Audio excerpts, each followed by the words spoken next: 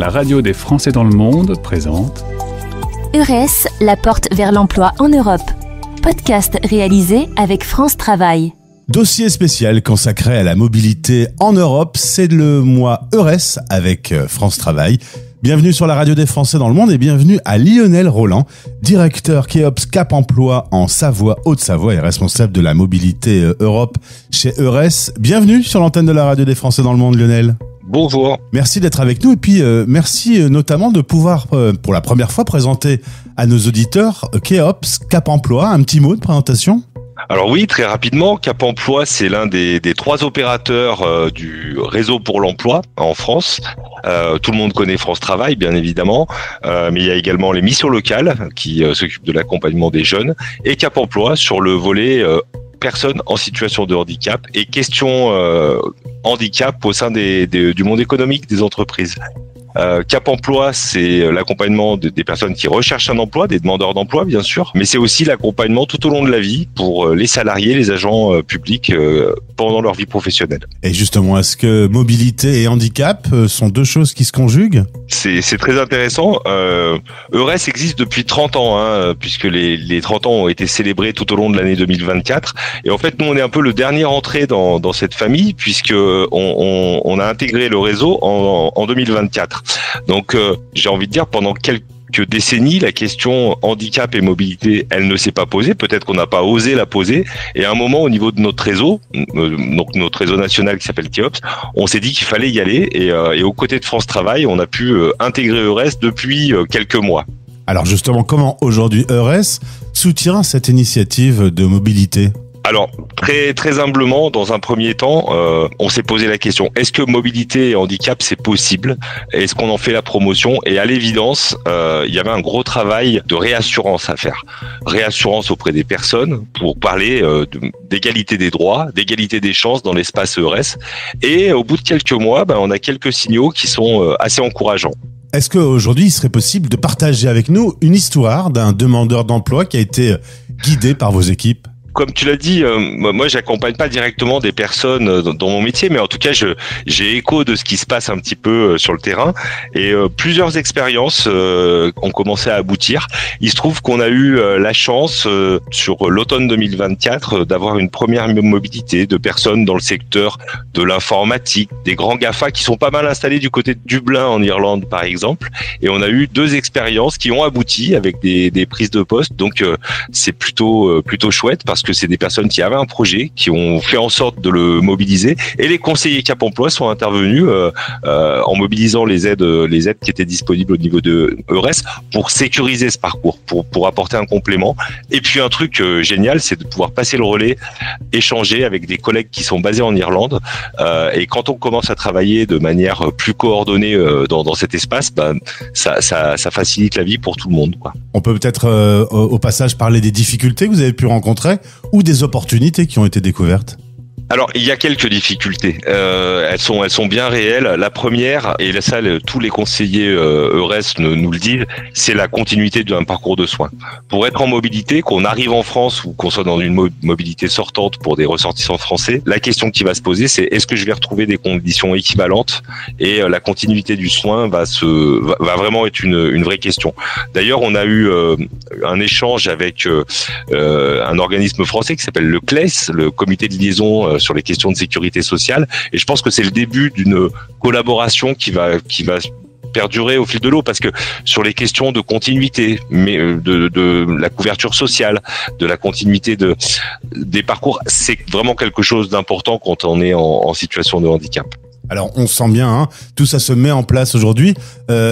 Alors il y a des difficultés, mais en effet justement, on découvre aussi au passage des mécaniques qui fonctionnent bien, des opportunités nouvelles. Eh ben oui, là où on pouvait se poser la question, est-ce que c'est possible ou pas, à l'évidence, il y a des situations avec des effets leviers qu'on réussit à mobiliser.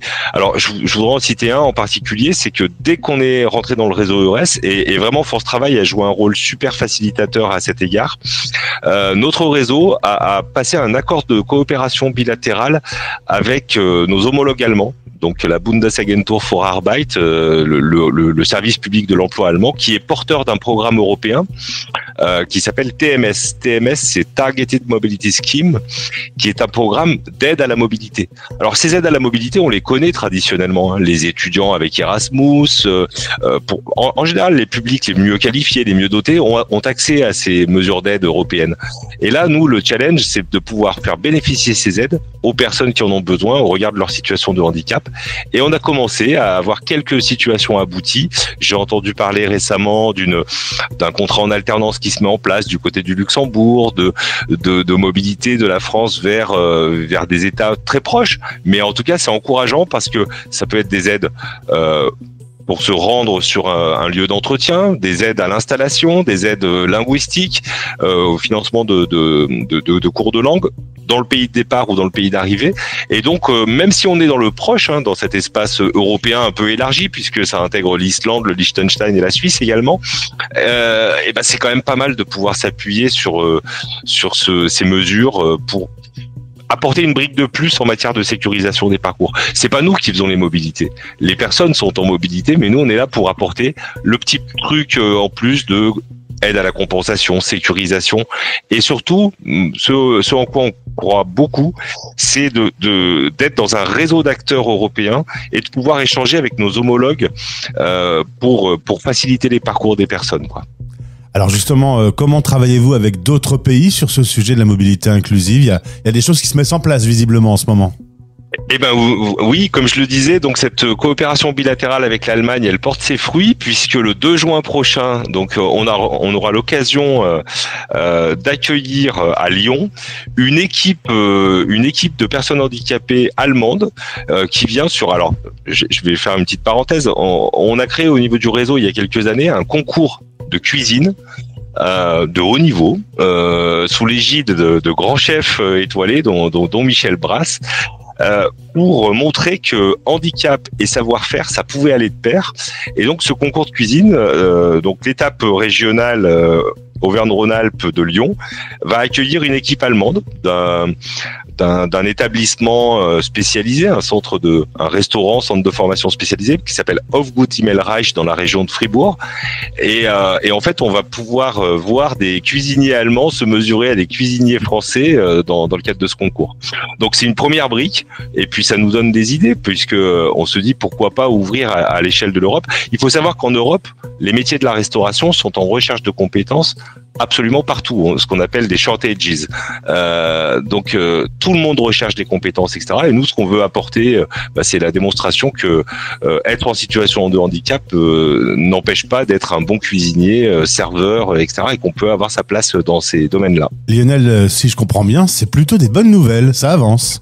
Disons qu'on essaye d'être optimiste dans un environnement qui est complexe, hein, tout le monde s'entend à le dire, mais en tout cas, l'engagement des conseillers, tous les conseillers EURES sont des conseillers qui se sont volontairement positionnés à cet endroit-là, c'est qu'ils sont animés d'une conviction, c'est qu'il y a un égal droit à la mobilité. Le handicap, bien sûr, apporte une lecture un peu différente, il suppose des sécurisations. Tout n'est pas OK, enfin, on le sait très bien, mais en tout cas, c'est par cette action, ça contribue à rendre les choses un peu plus possibles, quoi.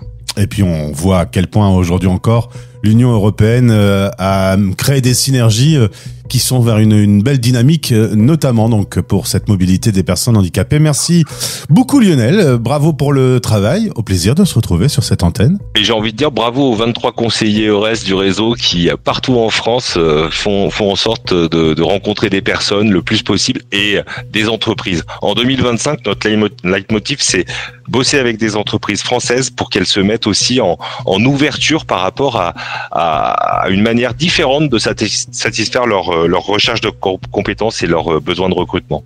Eh bien, bon courage à toutes ces équipes. À bientôt. Merci. Pour en savoir plus sur EURES, la porte vers l'emploi en Europe, découvrez notre dossier spécial sur français dans lemonde.fr. françaisdanslemonde.fr